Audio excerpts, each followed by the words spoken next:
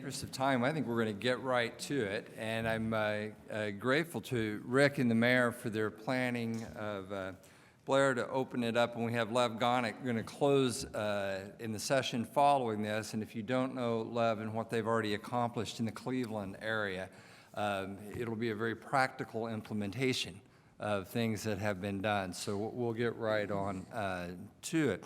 So one of the things I want to just open up with, maybe we should introduce all of our panelists to be proper about this. We have Aaron that you just heard from Kansas City, and one thing I want to acknowledge, I think you really made clear in your talk that city infrastructure is not about just fix all the sidewalks and it will be great. Oh wait, we need running trails too. Oh, we need trees. Oh, we also need parking. In your approach, really, you made clear it wasn't just one thing of all the pieces that you had put together. And Joanne Hovis, president of CTC Technology and Energy, and Dr. Mike Sullivan, associate director of health sciences with Internet 2. And it's always good to have an MD on the panel in case anything of an emergency nature happens. As we get started, I might just go to Dr. Sullivan first, because I think your experience with networks and working with the Internet too, and also having been a physician with emergency rooms, et cetera, you have a pretty broad understanding of this. Could you open and tell us a little bit about the role of networks and healthcare? Sure. Actually, if you look at the image on the screen now, it shows a collection of networks, a network of networks. And if you are talking to technologists, and I see many of them in the audience here today, if you say a network of networks, immediately you think of the internet. But if you're talking to someone in systems biology or in systems medicine, network of networks means something entirely different. In fact, it means a human body. We are made up, each of us, of a collection of networks. And what's interestingly going on today is that we are able, using new instruments, to be able to move vast quantities of data out of this human network into the computer network. And that's making all the difference. And it's leading us to a new kind of medicine. Some people refer to it as P4 medicine. And it really begins with prediction that will allow us to do prevention. And in order to be able to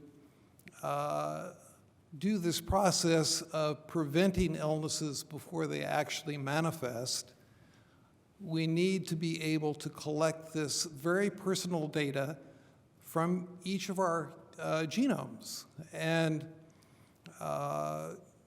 actually, the other requirement, if you will, for P4 medicine is that we all become more active participants in managing our own health care.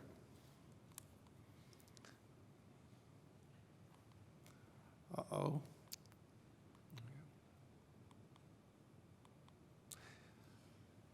And so there is, in fact, a movement going on in medicine today and in communities today. There's several hundred cities in the US where you will find a quantified self movement.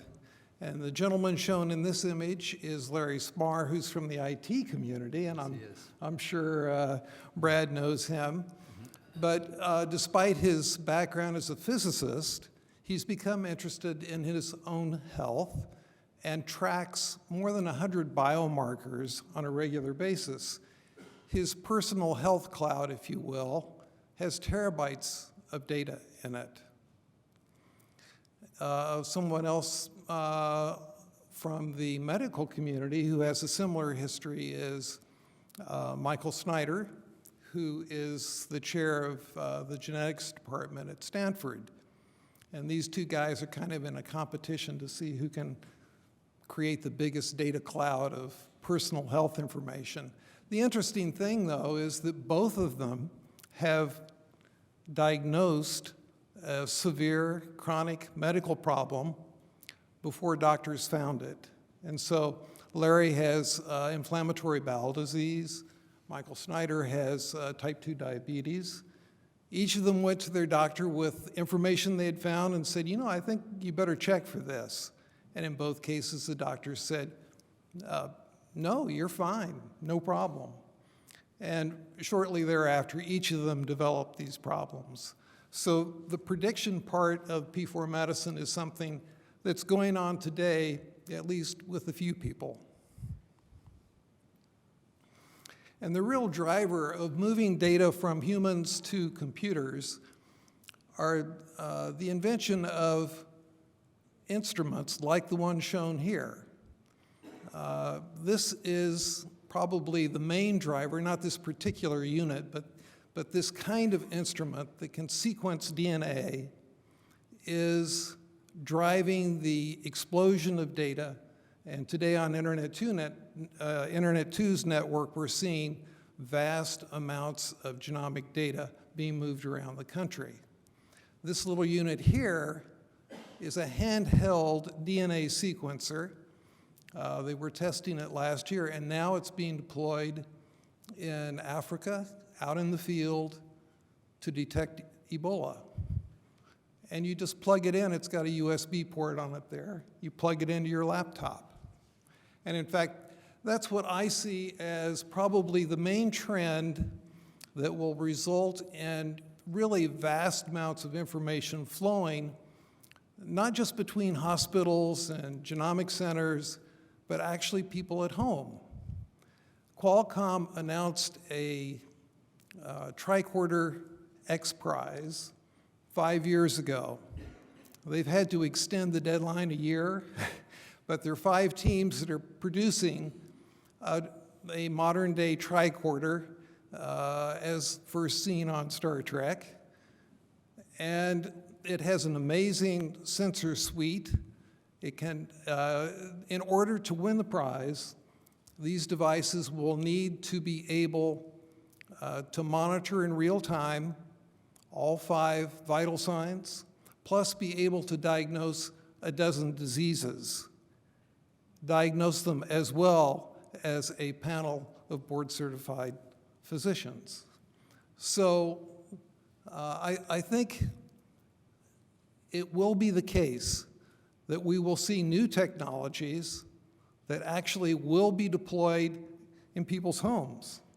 And being able to connect those is going to lead to all kinds of discoveries that we can only dream of at this point. And if I recall with the Star Trek analogy, if we get broadband, the mayor promised the transporter, right, to get from one side of town to the other, if I remember the campaign correctly. I want to begin with a simple question to Aaron and then go to Joanne.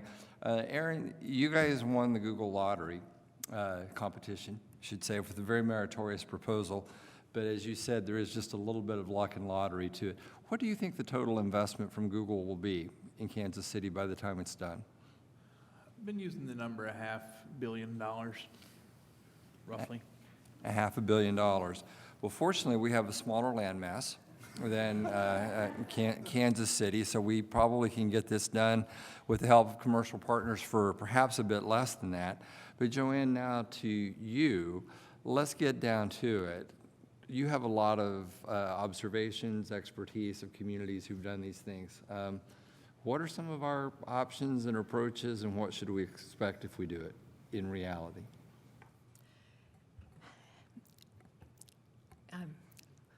Wow, I could go on for 8 hours.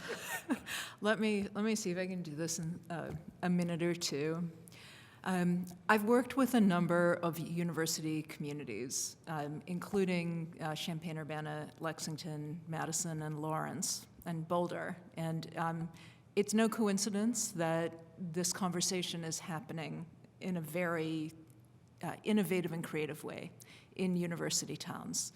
So that's a really good start. I think what you can expect is, number one, this flows from some of what Blair was saying this morning. We're in a moment of enormous local government innovation around broadband, particularly fiber to the home, and you are an early mover. There's a process that started back probably around the last couple of years of the Bush administration that has accelerated in recent years, in part in reaction to the fact that the need for fiber to the home and gigabit services were popularized by Google Fiber.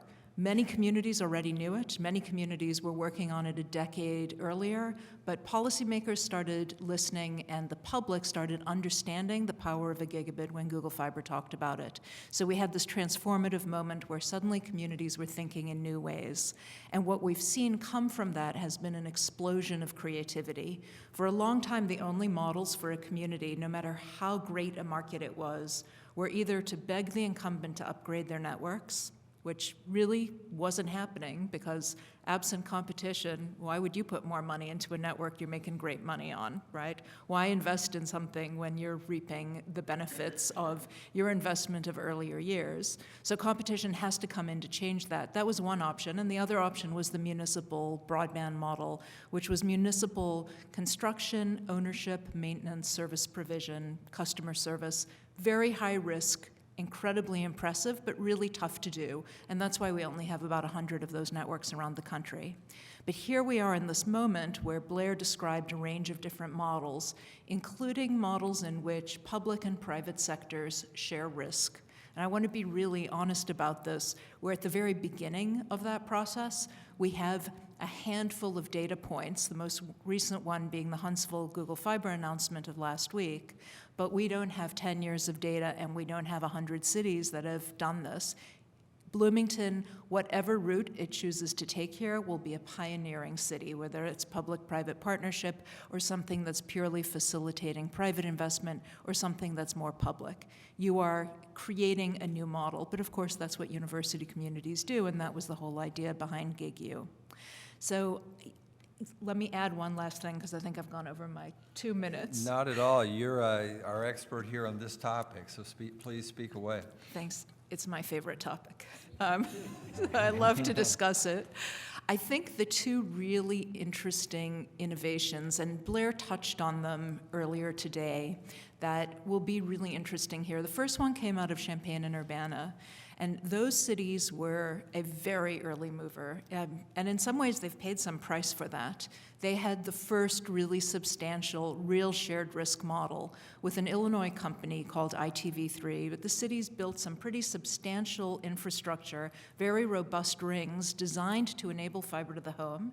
And they also built infrastructure to the home in the poorest parts of the cities on the assumption that private sector is going to get to the low-income areas probably last because the revenues are going to be more modest, and so ROI is going to be tougher.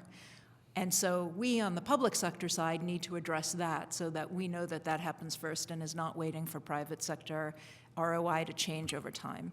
And then they entered into a partnership with a private company that agreed to build out in return for access to the existing customers and infrastructure.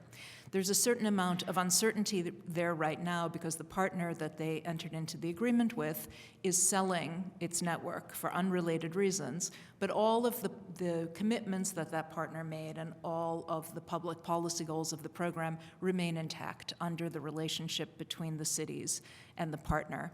But that was this very early innovation. So you get some risk taken by the cities, the public investment, in the tens of millions.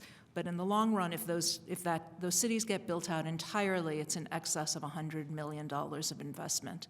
The cities get all of the value of the network, all of the ancillary benefits, all of the positive externalities in return for a more modest investment and attracting that private investment. And that's the model that communities since then have been working with. Huntsville most recently, which replicated a model created in Westminster, Maryland, and also Santa Cruz, California, which is doing the same thing. A local partner providing services on city-built and city-owned fiber, but the city's just in the public works business, just in the roads business. Fiber optics, never plug into anything. No electricity involved, no IT capabilities, no customer service.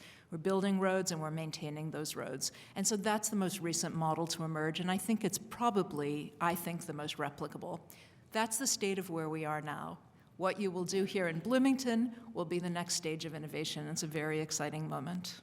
Well, let me ask one follow-up question then for both of you, and then I'll turn back to Dr. Sullivan.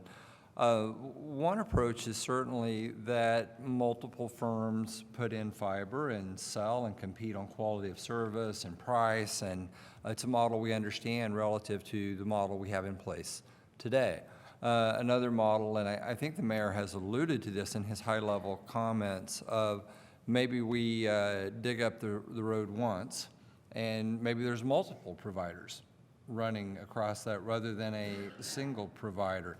What are the merits of each of those? Multiple companies selling, making connections off of a common infrastructure versus saying, no, we really just need one infrastructure operator and we need them to do a good job?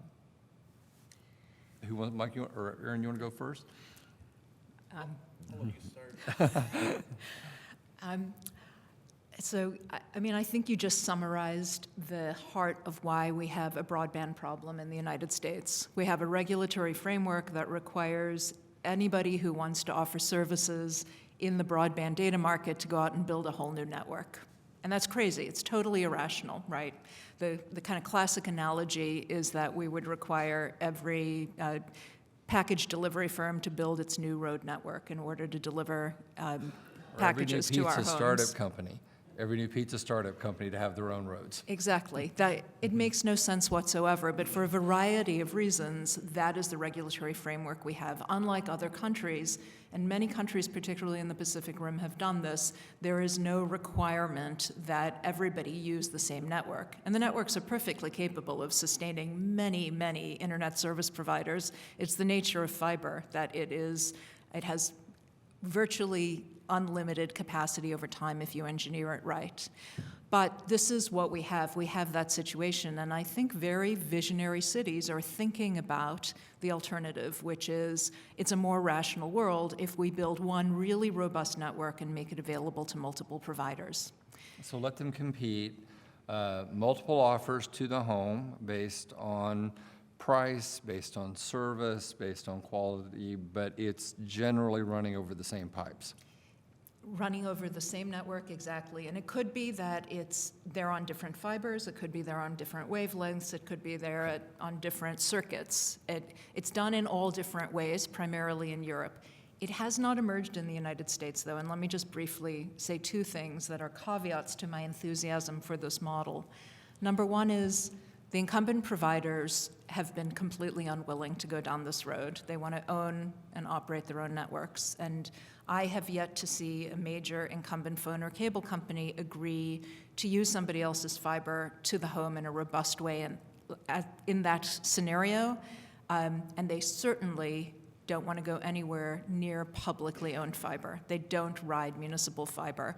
But as of last week, Google Fiber, a very important player, has said we will use other entities' fiber. So maybe what that does is it starts to open up new opportunities and models. The second caveat I would offer, though, is the economics of all of this. The challenge, even when you have access to already existing fiber, is that you have to pay to lease the fiber, and hopefully that's going to be affordable, but then you have to light an optical network, you have to provision service, you have to develop the customer service and back office operations that you need. It's still a pretty costly thing to come into a new market and to offer service. And we know that there is still a finite market that now multiple companies are sharing. Is there enough market, and is there enough potential growth in that market and in what individual businesses and residents will spend to encourage additional companies to come in? We don't know that yet. And it is one of the things that, like you say, it blends the market force of competition to hopefully drive innovation and price and service levels and all those things being very important. It simultaneously adds a bit of complexity. My home internet's out, so I call my provider, and they say, it's not us, it's the folks that actually run the carrier, run the fiber itself, and I can't call them. I'm not their customer. That business, it's a business on top of a business, so it does add some degree of complexity in doing that. Aaron?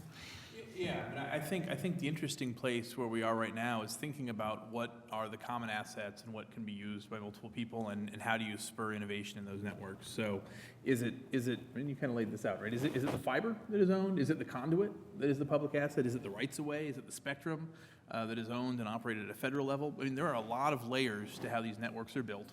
There are a lot of places where you can have public ownership, and then, you know, where does it turn over to fiber ownership? Even if you think about the fiber itself, you know, is it at the building that it becomes private? Is it at the house? Does it never become private? Is it all a public asset?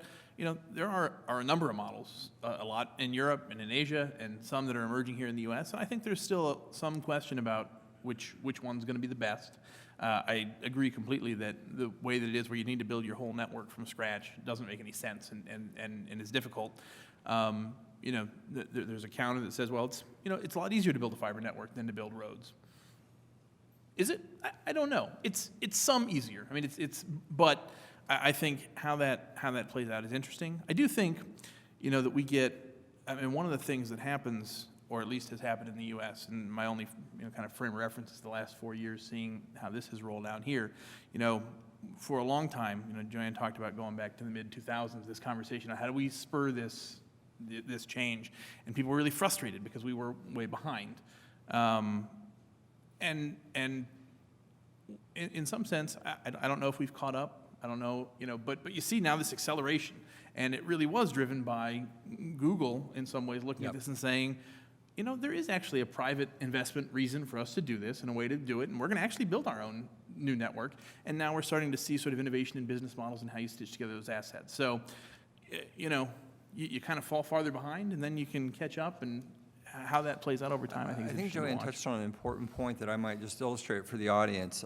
You can imagine if the city chose to put in a water system to all the homes, and you know, it runs it as a single operator. I pay my bill to the city of Bloomington, and that works fine. But what if the city had the ability to say, no, there's 4 different companies selling water off that pipe, but then also each of those companies provide their own water. They just transit it through the pipe. There's orange water, and there's blue water, and there's green water, and such. It's like, well, that sounds kind of silly. How would that ever work? But to the very point you make, with fiber, you can do that. You can split the bandwidth, per se, and different companies can run through the same common carrier. So just in case that slipped by everybody what she was talking about, that's the point. And I can't help but to call out Marianne Chitwood, who is sitting here on the second row. Marianne works for Dave Gent, and if I may be indelicate, Marianne is Queen Bee of iLight.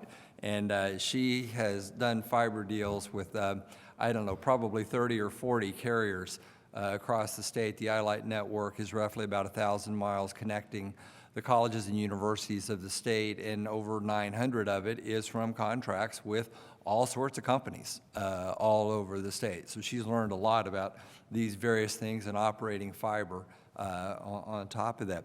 So I want to go back to Dr. Sullivan, and I'm going to take a contrarian point of view, if I may. So if I'm a radiologist and I have some extraordinary large images, and I get those to the hospital for the other doctors to be able to see, that's a business-to-business relationship. I understand why large connectivity would matter.